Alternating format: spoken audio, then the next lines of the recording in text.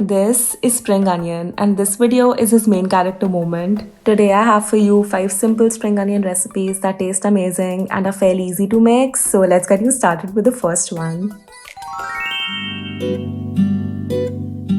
Spring onion fried rice. Heat up some sesame oil or any other oil of your choice and saute ginger and the white parts of a spring onion. We want to keep the heat on low for this so that the oil gets infused with all the flavors. When the onions are golden brown, add in chopped mushrooms and again saute till the mushrooms soften, shrink and release their water. In goes soaked and washed granulated soy chunks for that protein, which you can easily substitute for any other source of protein like egg or tofu or paneer or even meat if you're a non-vegetarian, and some sweet corn. Cook this well before turning the heat up, and now is when we add soy sauce, vinegar, some brown sugar, cooked rice and green parts of the spring onion. You have to be fast here and just mix everything till well combined, and that is our fried rice ready. None of the recipes in this video are overly seasoned because we want the spring onions to stand out, and trust me, they add a lot of flavor. I like to finish this rice with some sesame seeds and some chili oil, and you can just have this rice on its own or with something else like a gravy. I am a huge fan of it on its own since it's quite well balanced. The ginger giving it that freshness, mushrooms and soy chunks adding that umami meaty texture, sweet corn for a bit of sweetness, and onions obviously being the main flavor bomb. This is really nice.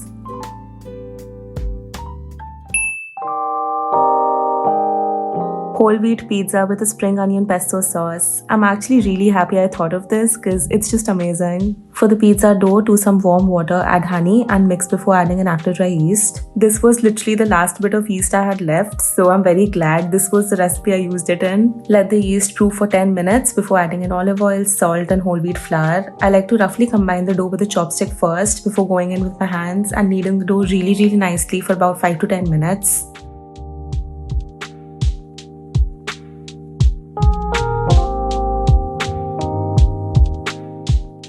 Rest the dough for an hour or so in a warm place before spreading it out into whatever shape you want. You can do a classic circle, or like me, you can do like a sheet pan pizza. So for that, I just spread the dough out as thinly as possible on an oiled silicone mat, which will fit perfectly on my preheated baking tray. This step is completely optional, but doing this motion with your fingers throughout the base will kind of create these spaces for the pizza sauce to just sit better. And yeah, just spread the beautiful sauce all over, and here's how you can make the green sauce, which is a spring onion sauce loosely inspired by pesto. To a blender, add green parts of a spring onion, just a little bit of basil because it has a strong flavor and I don't want it to overpower the onions, garlic, salt, pepper, a good drizzle of olive oil, and we just blend it into this beautiful light green sauce. And honestly, I was quite surprised by the color. I was expecting it to be darker, but I'm not complaining because this shade was just perfect. I spread the sauce as evenly as I could and then topped with mozzarella cheese. I love mozzarella so much, but I also did not want the green color to just be covered with it, so I added only a little few pieces of them. We bake till the crust is baked and the cheese is all melty and golden.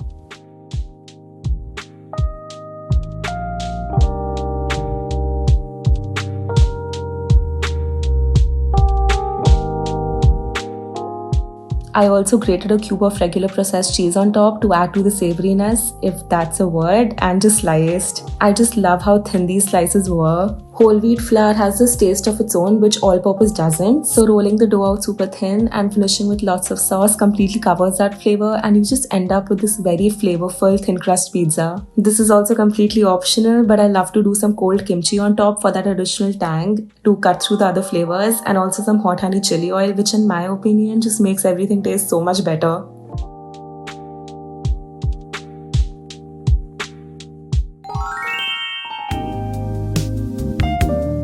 Spring onion pancakes. I find it so cool that there are so many cultures across the globe, but food somehow is a common factor. There are just so many similarities amongst all of them, like these green onion pancakes, which are famously called the Chinese scallion pancakes. The layered pancakes are so similar to the Indian lachha paratha or parota. Okay, so for the dough, we basically just need 4 ingredients: flour, salt, oil and warm water, and you just need to knead the dough really well till soft. Let the dough rest, and this lets the gluten expand and make the dough more workable. On a greased mat, divide the dough into smaller portions and we roll each portion thinly. Shape does not matter here at all. Spread some salted butter and add a lot of spring onions. It's okay if they spill a bit away from the dough. Don't take things so seriously. Just relax and trust the process and enjoy the process. We fold the dough from one side to another and roll both the opposite ends towards each other like this. Press it like so with your fingers, and you can also use a rolling pin here to roll them out to get them a bit thinner, but I prefer them fat. So yeah, I'll show you one more time. Roll from one side to other. Take the opposite poles and roll them towards each other and press. That's it. The dough is very soft and silky, so this will be very easy for you to do. Toast them on a hot pan for about 3 to 5 minutes per side till they have these golden specks. You can also pan fry them in oil or butter, but I prefer them dry, and yeah, just look at them. They're so small and cute and just so pleasing to the eye. They have that crisp outside but soft and flaky inside, and with some sweet chili sauce, which is so nice. This recipe might look a bit complicated, but trust me, when you actually start doing it and making it on your own, it's very, very simple. It has minimal ingredients and it was probably my favorite out of all of the recipes.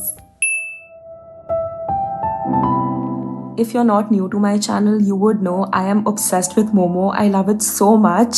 So I had to do a spring onion Momo. I'm just replacing the cabbage with spring onions. So heat up some oil and fry ginger and garlic and chili flakes in it till fragrant. Add in shredded carrots, some paneer, a lot of spring onions, and salt and pepper for seasoning. Saute this on a high heat for a few minutes till the veggies have softened but still have a crunch to them. I'm using the same dough I used for the spring onion parathas and just rolling them out as thin as possible on an oiled mat. Use a bowl as your stencil and just cut out circles. You can alternatively also just take really small portions of the dough and roll them out individually. Okay, so I am not a good dumpling wrapper person. I am just not good at it and I am super impatient. So I'm just going to show you 2 ways where you can get these really small and cute and tiny little dumplings. Add generous amount of filling close with your fingers. You can use some water to seal the edges. Since I didn't use any extra flour, they stuck on their own. And then do this folding motion to gather them and then press.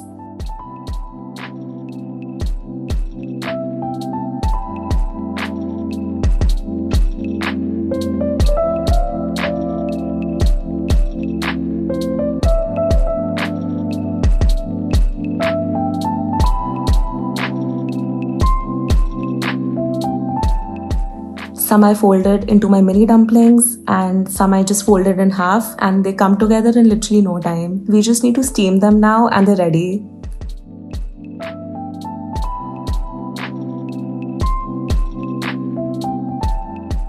I had some leftover Momo chutney, so I had these Momo with that. But if you'd like a chutney recipe, let me know because I do have a good one. I know these don't look that pretty, but I'm telling you, they tasted so good. The wrapper was translucent and a bit chewy, and the filling was just so amazing and so easy to make. I highly recommend you try this out. Lastly, we have spring onion pakoras. Do some white and green parts of the spring onion, add coriander, ginger, green chilies, salt, pepper, turmeric, and gram flour and mix. You can just mix with a spatula, but I like to go in with my fingers and really massage everything together till the batter looks something like this. Drop the batter directly in hot oil and just fry till golden on medium-low heat. Deep frying is literally my least favorite part when it comes to cooking because the hot oil does scare me a bit, but pakoras taste the best when you deep fry them. Air fryers are good, but deep frying is kind of non-negotiable when it comes to these. I'm serving with some ketchup. You can also do some green chutney on the side, and these are so crispy and crunchy. Just listen.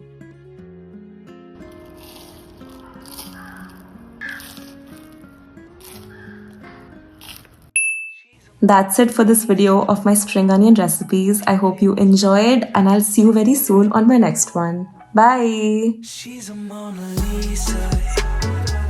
Everyone's lining up to see